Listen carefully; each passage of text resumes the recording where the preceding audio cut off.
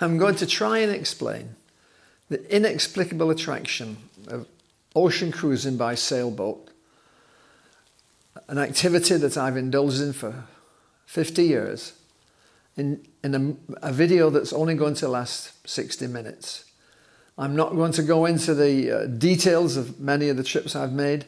I'll try and give you the flavour of what this kind of life is like. There are probably a few thousand sailors, usually couples, liveaboards, that indulge in this pastime. I've met many of them over the years. It's become almost a floating, movable community in the world. You meet many friends, often years apart, in obscure ports. I got into this quite by chance. Edith and I had moved to Long Island in 1960 when we were both hired by Brookhaven National Laboratory, and found out many of our friends at work sailed in small boats on Great South Bay, Long Island. We bought a 16-footer, which I learned to sail. In fact, my first trip, I capsized it. So I really began at the bottom, worked my way up. Shortly after that, we bought a 23-foot boat, a well-known New England design called the True Rocket, that had 2 bunks and an engine, and we sailed that once around Montauk Point, which we felt was high adventure. We used to like to take vacations in the Caribbean. It was before children, and on one of those trips, we linked up with a couple sailing from South Africa to England via New York. They wanted to go to the World's Fair that was held in 1964.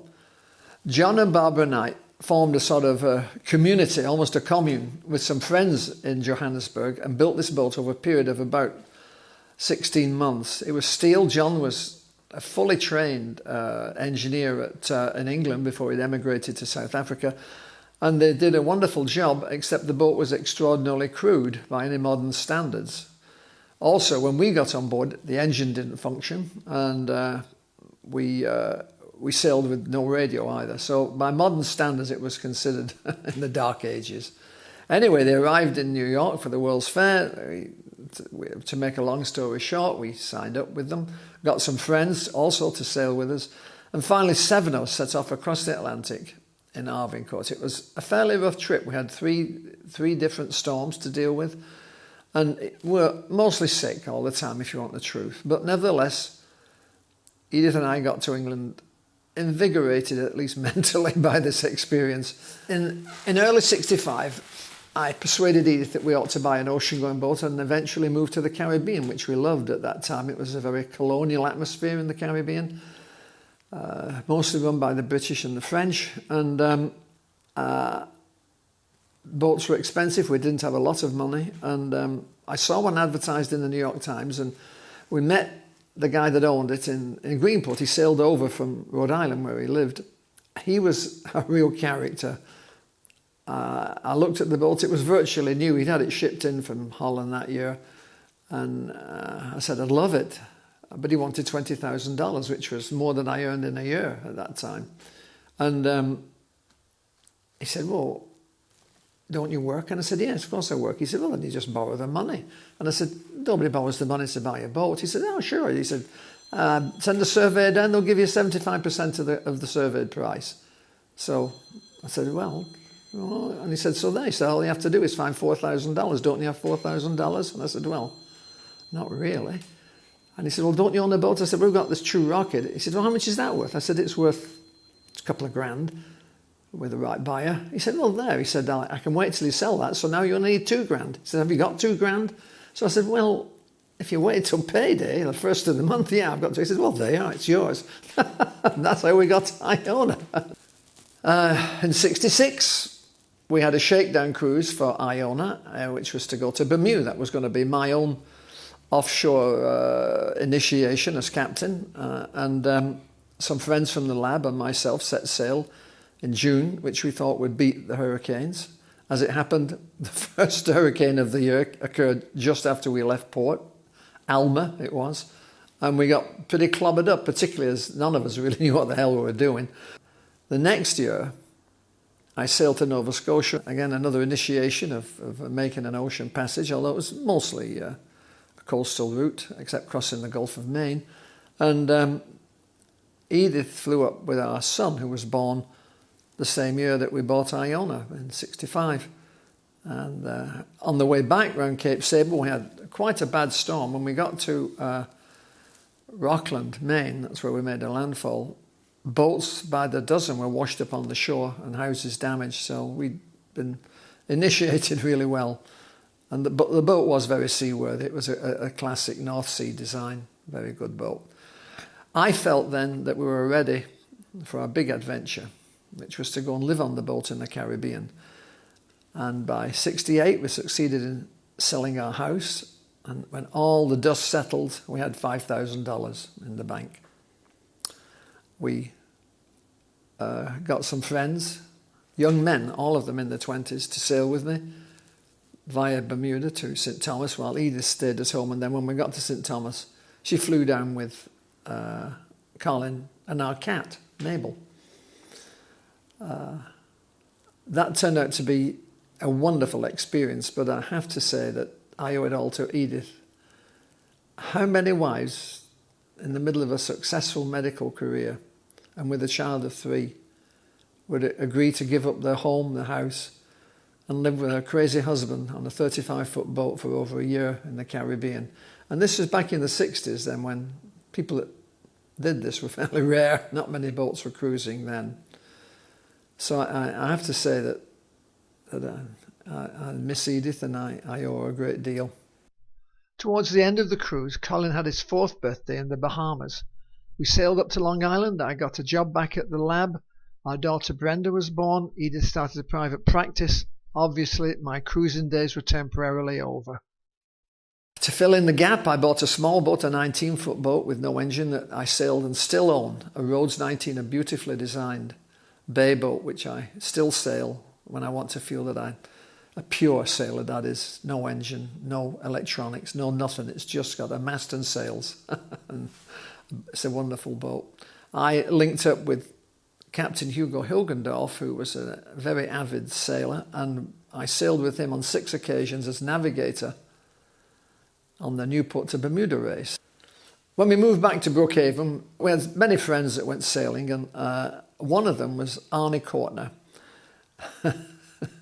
He was a one of a kind. He'd built his own boat, or was in the process of building his own boat, on the Patchogue River using trees that a developer had knocked down.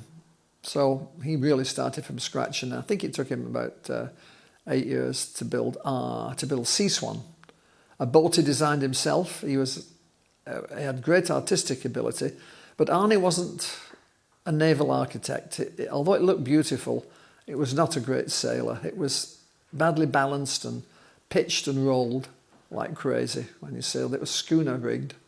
A bunch of us got together that summer and we just threw things together, like the ballast, many small odd jobs that needed doing. And after one day of shakedown on the bay, we left. I think it was around about the first day of November. A little snow was falling.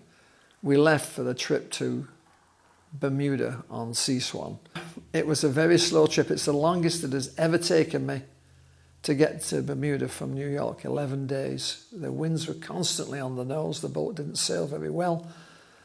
We had all the usual shale problems. The exhaust system on the engine burned out, so we couldn't use it. And in fact, when we got to Bermuda, I told Arnie that if we wanted to go along the coast against the wind, we'd have to use the engine, that we were just so pushed for time. And we stood by with fire extinguishers because the flames were licking out of the exhaust pipe as we chugged along the coast.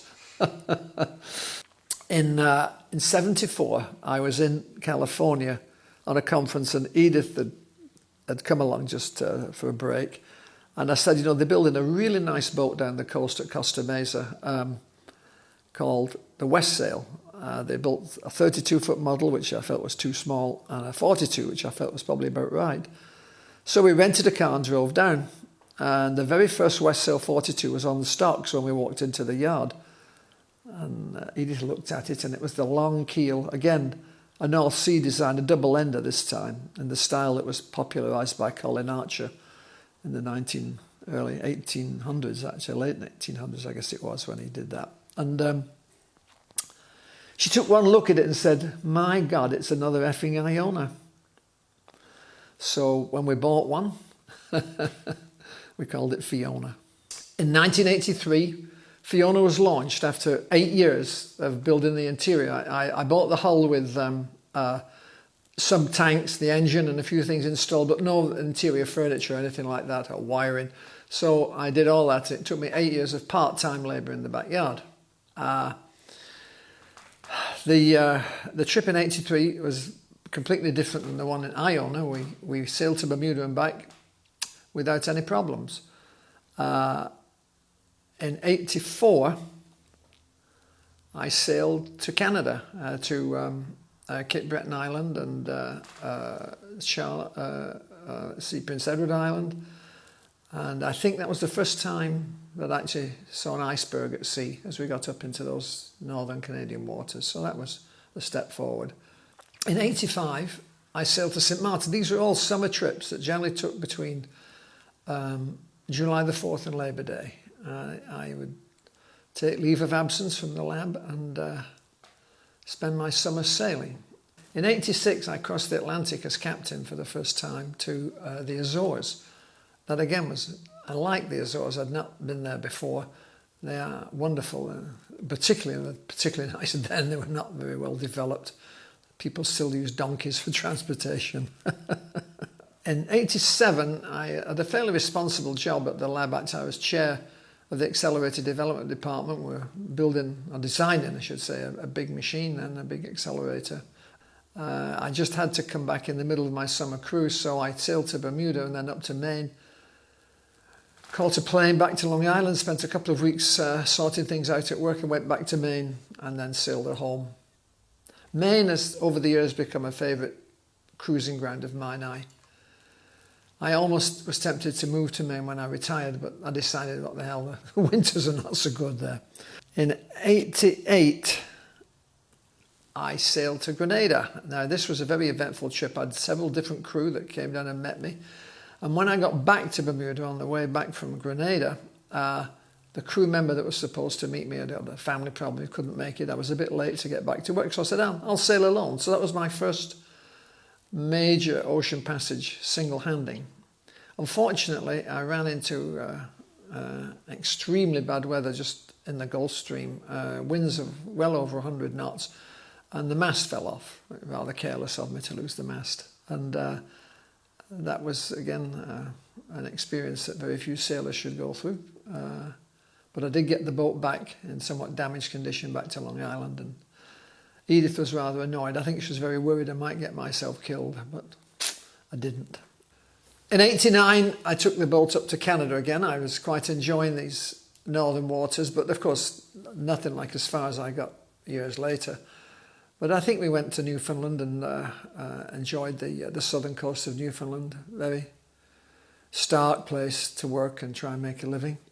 In 1990, I felt I was ready to go to the Pacific. I'd never been through the Panama Canal, of course, and so I arranged with a crew to a couple of guys. One, actually, they were brothers. One of whom had sailed with me before across the Atlantic, and Edith was going to meet me in Tahiti.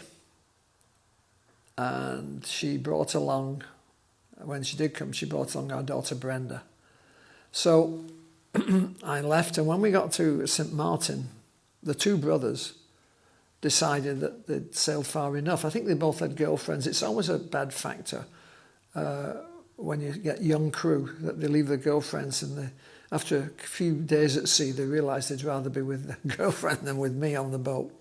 But then I persuaded them to go to as far as Panama, and they did actually go through the Panama Canal in the end, and Edith arranged for a friend of ours who'd sailed with her before, who was a clinical psychologist, to come to Balboa to meet me there at the Pacific end of the Panama Canal. And we left and sailed without too many difficulties to the Marquesas, the Galapagos first, the Marquesas, then finally to Tahiti. We met up with Edith, and she sailed with me, with my daughter, and then the friend that had come down, the psychologist, Shoal, and my daughter and one of her friends that had come with her, flew home, and Edith and I cruised in the in the French Society Islands for a few weeks, and then she flew home, and I'd arranged to meet her in Uruguay. By that time it was late summer, and I said, we'll sail around the Horn, I'll get crew here, and then meet you in Uruguay. So she went home, and when I called her, she had some very bad news. She'd been diagnosed with ovarian cancer, which was a real shock. So at that time, there was an island called Raiatea, so I left the boat there, just rested on some oil drums. They had a lift that could get the boat out, so we just put her on. I very hurriedly prepared her for God knows how long that she would stay there, and flew to New York. By then, Edith had already had one operation to remove the metastasized tissue, but it did no good. It was all I can say is it was a dreadful year. She had 2 other operations and finally went for the last resort treatment, which is a bone marrow transplant. And during that procedure, she passed away. It was a traumatic experience, but I had been talking to her about going to get the boat. If the bone marrow transplant worked, I could go later in the year and get the boat. So I had a couple of guys that were interested, and Pete and Chris. And so as fast as I could, after we'd done the sad part of getting Edith cremated and as a memorial service, I flew back to Tahiti with these 2 lads. One of them, Pete, actually confessed later on that he was glad to get out because he was wanted by the Massachusetts State Police for some minor infraction or other. Anyway, we found the boat was in not good condition. It had been vandalised, many things stolen. Insects had invaded it. There was an ant's nest in one of the lockers that looked like it was from a biological movie you see on television with a queen in the middle and that sort of thing. But we were very nicely treated by the French customs. We had, of course, exceeded the time that Fiona could stay in the French island, but they said, well, we'll stop the clock from when you left and we'll start it now, except the typhoons are going to be around, so you've got to leave in 2 weeks. So we worked like dogs to get the boat ready. We sailed up to Bora Bora, then sailed back to Tahiti and to Papeete, put some food on the boat and left for Cape Horn. We stopped in Pitcairn Island, which was a great experience, and then sailed non-stop to Cape Horn, my first rounding of the Cape. We did stop there at a Chilean naval base, just Port William, just north of Cape Horn. Then we went off to, we sailed up to Brazil, and there I was put under arrest for bringing aliens in without a visa. The judge was a woman who asked why I'd come, and it turns out that at great expense I'd hired an agent.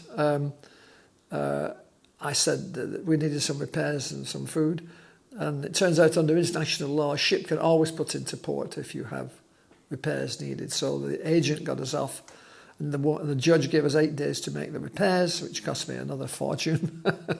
And from there we sailed directly to the Cape Verde Islands, and then from the Cape Verdes we sailed to Bermuda.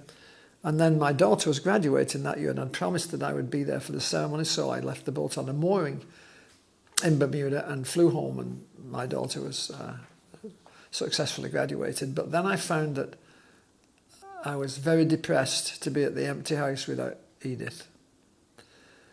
And so I flew back to Bermuda, and I couldn't persuade myself to leave. I moved the boat around a bit. Some friends came down to stay on the boat.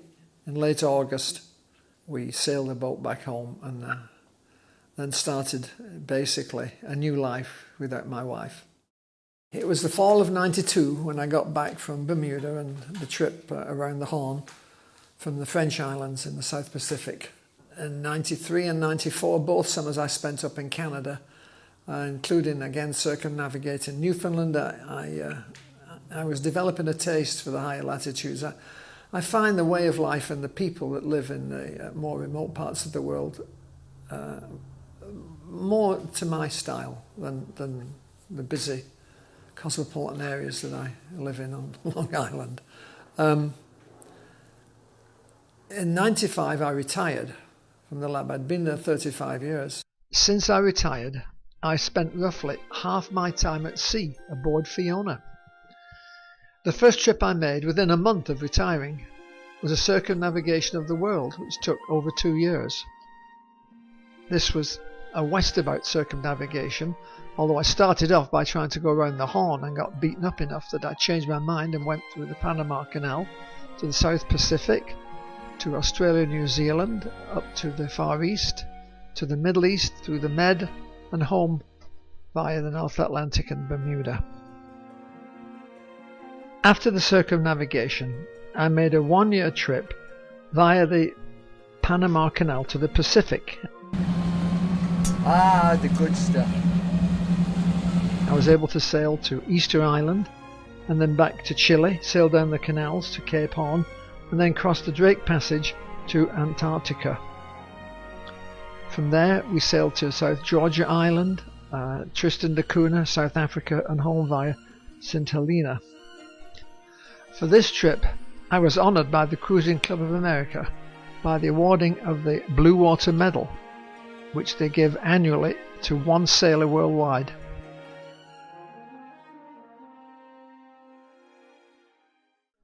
After Antarctica, what else but the Arctic? We sailed up to Canada, to Iceland, to Jan Mayen Island. We got to the pack ice near at 79 North near Spitsbergen. We then sailed down to the Norwegian coast, to the Shetlands and Orkneys, through the canal in Scotland, to Ireland, and then sailed across to the Caribbean. Here we are at Port Louis in Marigot. We managed to squeeze in a visit to Cuba and then came home via the Bahamas. For my next cruise, I decided on an eastabout circumnavigation, which permit me to gain the day that I lost heading west on the previous circumnavigation. This was a rough ride, following the route of the old clipper ships via Cape of Good Hope, Cape Lewin and Cape Horn. We sailed for weeks in the Southern Ocean without touching land. The next year, the Irish Cruising Club organised a rally in Ireland, and I sailed over with several other American boats for that rally, and then went again through the Caledonian Canal to the Baltic. I returned to the British Isles and then across the Bay of Biscay to Portugal, and intended to sail down the South American coast to Antarctica, but an injury stopped us in the Falkland Islands, and we cruised there, and then I returned home with an all-lady crew.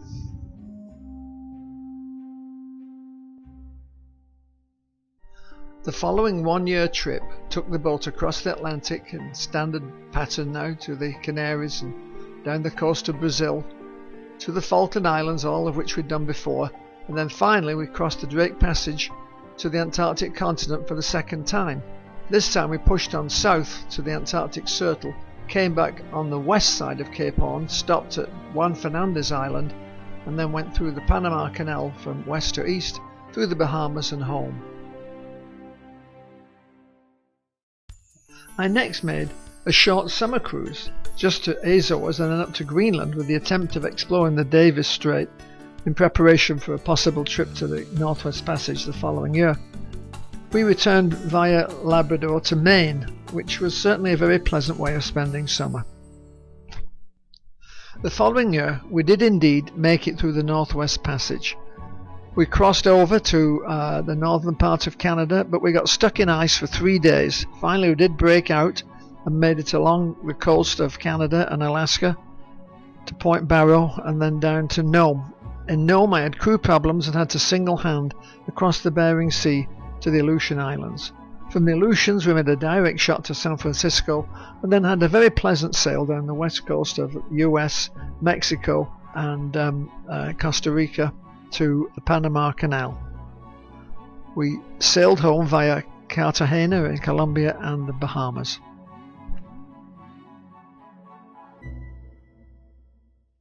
For my next 1-year cruise, I wanted to visit islands that were hard to get to any other way except by sailboat.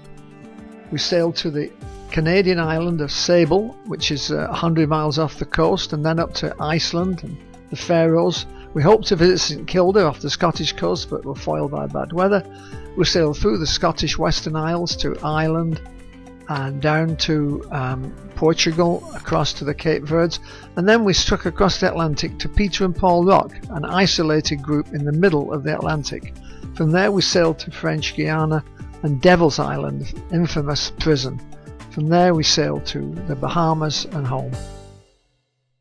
My next one-year cruise was a good illustration of how things don't always go as planned.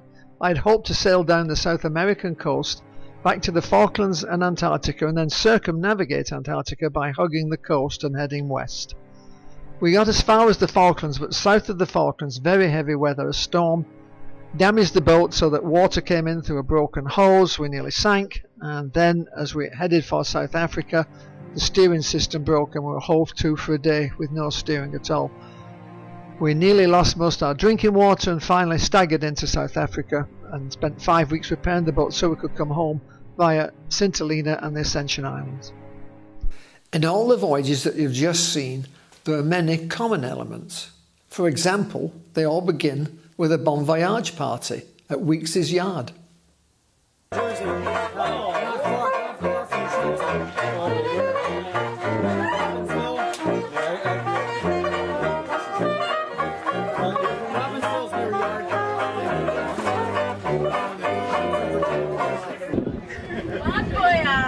Okay, Red. Bon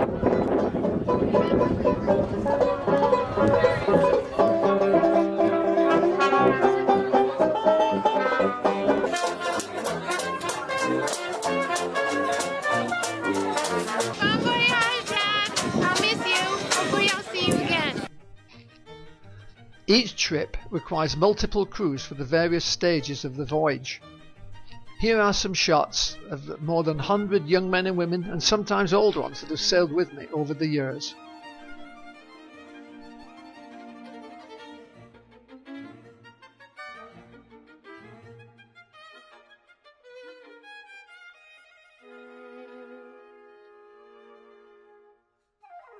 One of my crew, Mike, was also a flyer, and here he is with his parasail that he carried on the boat.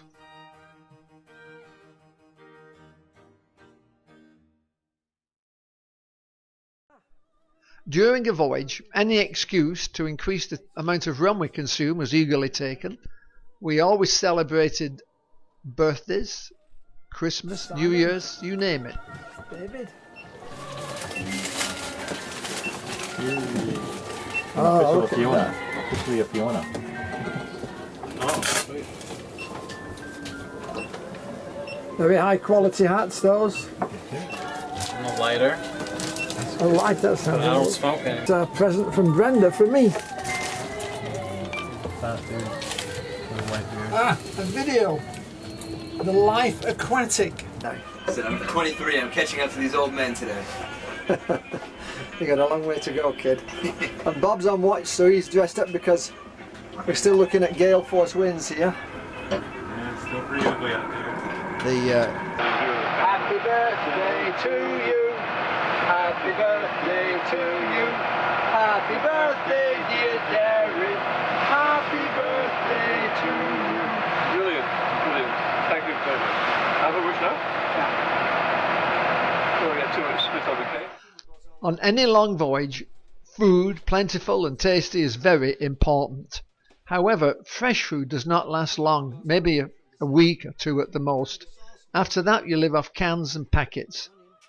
It's quite possible to make very tasty meals, and I do most of the cooking, and nobody's died yet.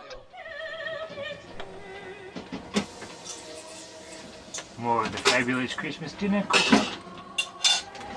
Ah, if you're showing that, hold on.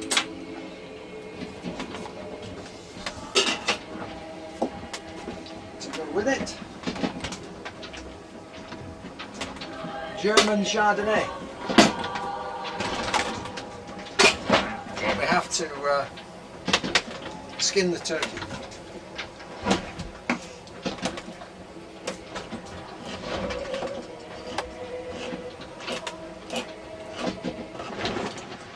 Here comes the stuffing. And look at that.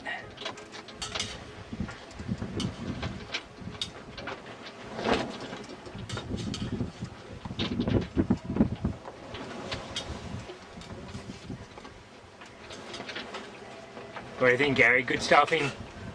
Very, very good. Hey, you haven't eaten it yet, have you? You want some? Chocolate. Oh, magic. Very crunchy. And here's the turkey coming out of the oven. Look at that turkey. Crisp and golden.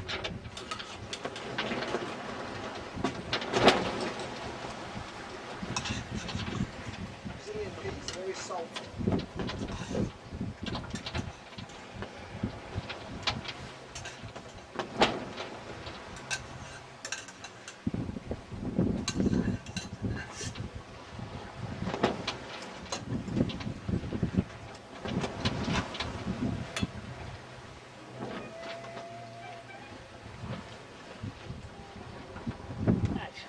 Look at that feed. Yeah, Christmas dinner. Don't forget the wine out. November 28th. The weather's not always conducive to such calm conditions to serve the meal. And here's a Thanksgiving in heavy weather, a rock and roll Thanksgiving dinner. And stuffing. And mashed potatoes. And a little slice of homemade bread. It was made this morning. So David's sitting there in eager anticipation of being fed a sumptuous meal. Waiting for the wine.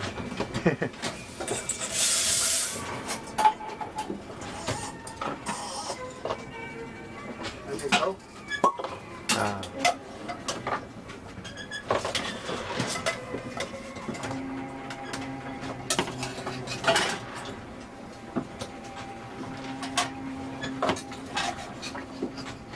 Cranberry.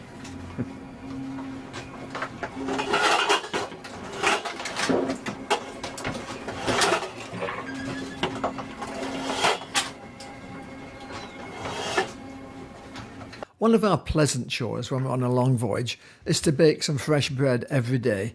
The smell permeates the cabin and makes us all feel good, and of course we get a lovely sandwich at lunchtime. First I make some dough, and then we let it rise, and then we finally produce in the Swedish oven a nice donut-shaped loaf. Every day at sea, around about 5 o'clock, ship's time, we have happy hour. Cheers! We all drink a Fiona cocktail if you want to. Not necessary, but most of us do. A Fiona cocktail was invented on the boat and consists of a couple of fingers of Mount Gay Eclipse rum, 4 to 6 fingers of Mott's clear apple juice, if you can get it, and a generous slice of lemon squeezed in. The apple juice is chilled, and we don't use ice in the drink itself. That's because, of course, we don't make ice on the boat, actually, unless we happen to be near an iceberg. But also, I think the ice tends to both spoil the taste and also dilute the drink as it melts. Usually with the cocktail, we have a snack, which often consists of either cheese or spam on a Ritz cracker, anchored down with a bit of mayo to stop it rolling off when the boat rolls, and at least with the cheese, a dab of Branston pickle. There, you've got the whole way of life. Cruising life. On all my voyages, I've run into endless varieties of sea life, animal life, bird life. At sea, dolphins are very common, except they all want royalties. When you get the camera out, they usually succeed in submerging. Whales are fairly common. Further south, there are penguins, which provide endless entertainment. The birds south of 40 South are very interesting, particularly the albatross, which soar frequently for hours on end. In the north, we've seen polar bears and reindeer, and of course we've seen many seals, of different varieties of seals, walruses and things like that.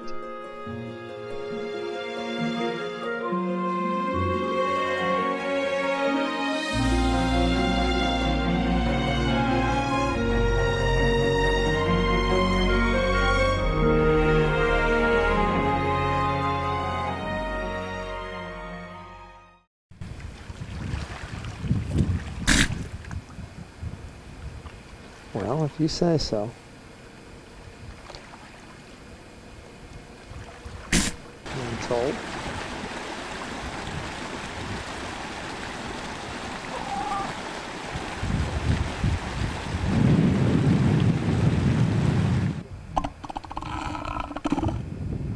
Yeah, I ain't fighting you, kid. These are young ones, they're just practicing.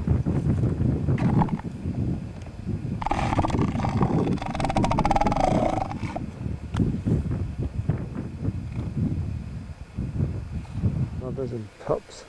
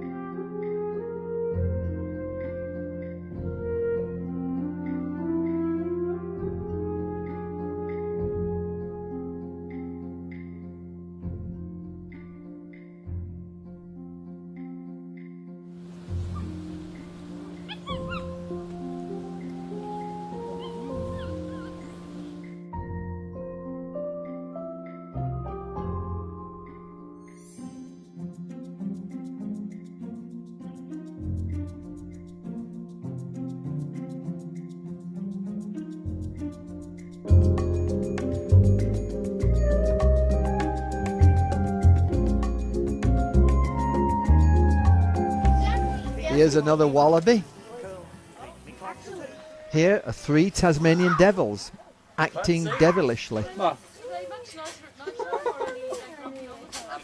Have adapted to this by being the laziest animal in the world, and they sleep for 20 hours a day. Our constant companions, the albatross, greeted us as we, in effect, circumnavigated Antarctica.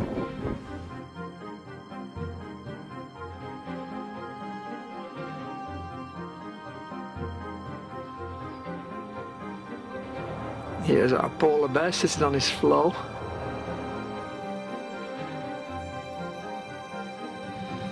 Reindeer come to look at us. Here's a young foal with its mother.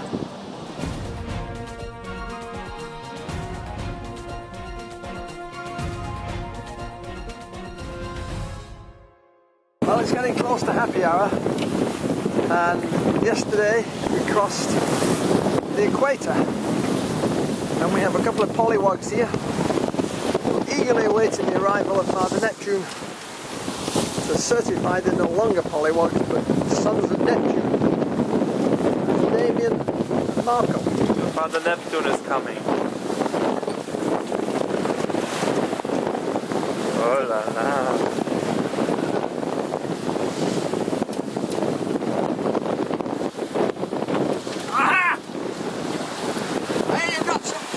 On board, eh? You and you look like greenhorns to me. That's Father Neptune. There's Damien. Get the drinks and the snacks. Yeah. And the traditions of the sea, Cruising right? life. Yeah. Damien. This is the tradition of the Fiona cocktail. Oatmeal rum, some juice, apple juice.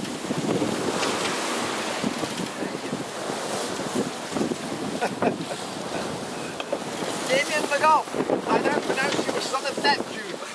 Thank you. And Marco Lowe, same, you're now a son of Neptune. Thank you very much. Hey, hey, hey. We just crossed the line yesterday. So, I'm Father Neptune, in case you've not noticed. And this is happy hour. Do you want to hold that for a minute? Having crossed the line, Matthew. Yes, You're now sir. a true son of Neptune. And here's the certificate to prove it. Which you can read. Is that one, man? Yes. You can read to the assembled throng. So, 15th of March 2014. This certifies that Mathieu Thiebaud, myself, Hold the line at 28 degrees 31 minutes west. Sign Eric Forsyth, Captain. So there, we've done it again. Happy hour on the day that we crossed the equator. And there we've got a pollywog. Yes. Technically, somebody who's not crossed the line before, so he doesn't know what's in store for him. Yeah. But anyway, in the meanwhile, we'll have a drink first before we get down to the serious business. Okay. We're around about 1 degree north at the moment, but we crossed during the night. So. Cheers. Okay. This is the day we crossed the line, and it's also a blue moon. So this is a unique occasion when you cross the equator on the second moon, full moon of the month, March 31st, 1999. Now we have a pollywog on board, Bill Steenberg here. Yes. And normally, of course, we have a very brutal ceremony where we'd shave his beard off with a blunt knife. But in reading the rules carefully, it turns out that when the pollywog is older than Father Neptune, the rules don't apply. Offshore, a boat and its crew are at the mercy of the weather. Heavy weather clearly can produce damage to the sails and the rigging, and produces knocks and bruises among the crew if they're lucky enough not to fall off. Funnily enough, calm weather also produces damage to the sails because of the eternal slatting from side to side as the boat endlessly rolls in the swells well offshore. Bob and David working on the foredeck there.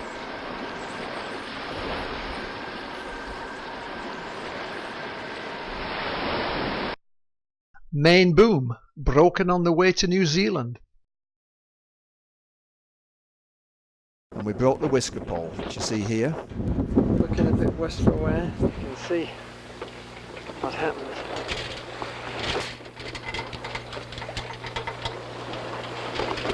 Typical situation, we're bearing the sails. We're at about 51 south and we just spent the day hove to. And a big wave came and washed out the staysail.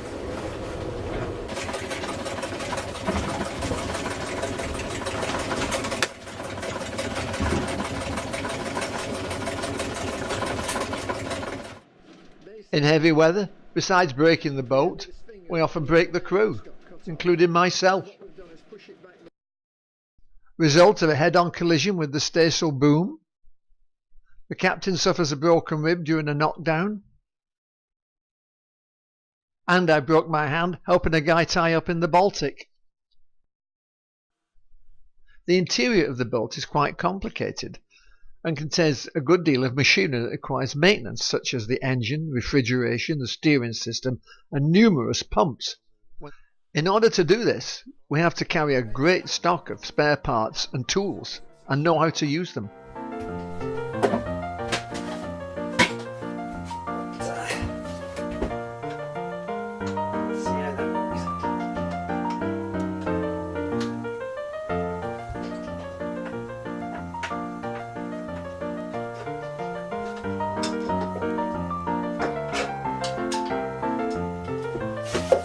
There it is, jammed in, just fits to the millimetre. And here you see the problem. The chain is broken. Well, this is the other end of the brake there. And actually the brake is here. There. A second failure of the steering system occurred when a link in the roller chain literally fractured. Here we are splicing a new chain and threading it through the pedestal. Here's another kind of uplifting experience. On many voyages, myself or the crew made trips to the top of the mast.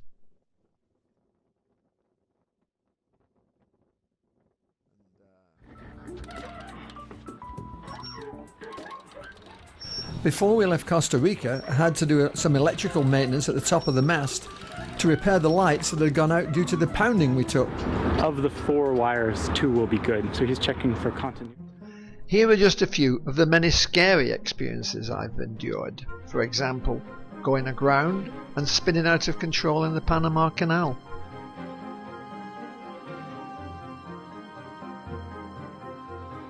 This is Whalers Bay, Deception Island, and Deception's well named because Fiona has found a lava flat. And unfortunately we put her on just as we were clearing the anchor to go and re-anchor, and now low tide has caught us. The handlers dropped our lines prematurely,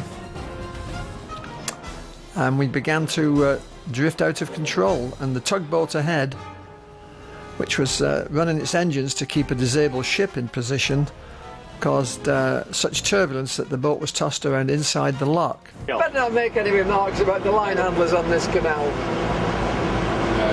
I think they get them from the local loony bin. And here you see Fiona totally out of control, spinning round inside the lock. I was trying very hard not to let the bowsprit hit the lock walls or the lock gate. And here we tried again to get tied up, and to our horror they dropped both the bow and stern lines on the same bollard, so that we had very little leverage to bring the boat parallel to the dock wall. Not too much! Let go ahead, let go. Touch your hand, let's touch your hand. Here we finally have lines ashore, and we're struggling to get the boat under some control and tied up to the lock wall under the somewhat unhelpful eye of the line handlers. Although there are scary moments, these are more than counterbalanced by the many, many occasions we've been uplifted by beautiful places we've visited on all the continents of the world.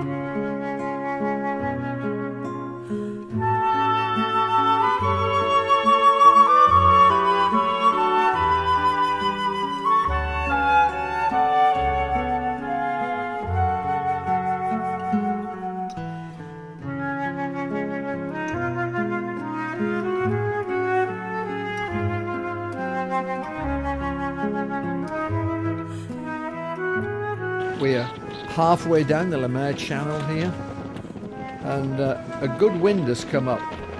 On the nose, of course. I guess it's funneling through the passage.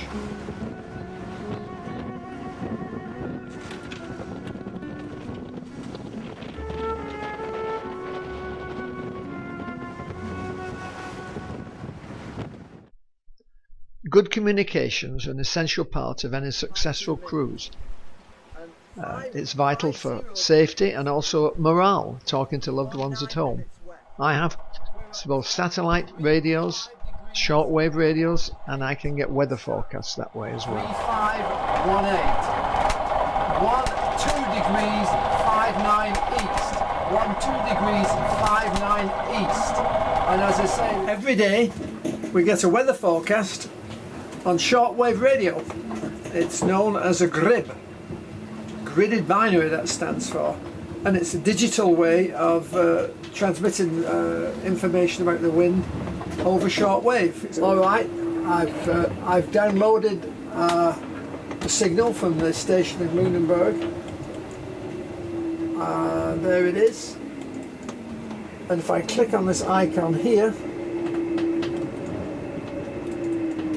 it will display it there. How can I explain the inexplicable? Clearly, the last 50 years of my sailing has been great fun, a challenge, and has, I believe, kept me young. I've seen a great deal, and you've seen snippets of this on the video. On a more serious note, in my 50 years of cruising, I've visited countries many times and seen them develop from rural oligarchies to developing democracies. People have moved from riding on mules to riding motorbikes and cars. What they want is the Western way of life, which is fine. It's very comfortable for people. The problem is, I think, in the long run, it's a dead end for civilization. It depends almost entirely on the profligate use of fossil fuel. And this is not a sustainable resource. And so the more countries that adopt this way, the sooner we must face the inevitable. I think that it's very important, almost on a crash basis, to develop not only alternative forms of energy, but also alternative lifestyles that use it in such a way that the scale of energy used matches the scale of energy developed. For the record, here are a few statistics about my 50+ years of sailing. I've covered about 320,000 nautical miles, most of that, of course, aboard Fiona. That mileage includes 2 circumnavigations of the world, one east about and one west about. I've been around Cape Horn 4 times. I've sailed through the Suez Canal once and the Panama Canal 5 times, and I hope I don't go through again. I have sailed in Europe, including the Baltic, spent time in the British Isles, Portugal, and of course I've enjoyed South Africa, as you've seen on several cruises. I've sailed the coast of South America several times and even circumnavigated South America a couple of times. So there you have it. I would like to dedicate this movie to my late wife Edith, to whom I owe so much. And I would like to acknowledge the continuing support of my children, Colin and Brenda, and say that they have a crazy father. I hope all you armchair sailors out there were not too bored by my inexplicable attraction to 50 years of cruising. But my adventures are not over yet, and I'll see you out there in the future. I would like to acknowledge, with thanks, the use of film and video in this film from Steve Gould, Andy Brown, Bob Bloyer, and Drake Roberts. Also, I want to make a special thanks to Lou Schatzer, who for many years has struggled over endless hours to edit my blurry, out of focus, overexposed, underexposed videos of numerous trips. Thank you, Lou.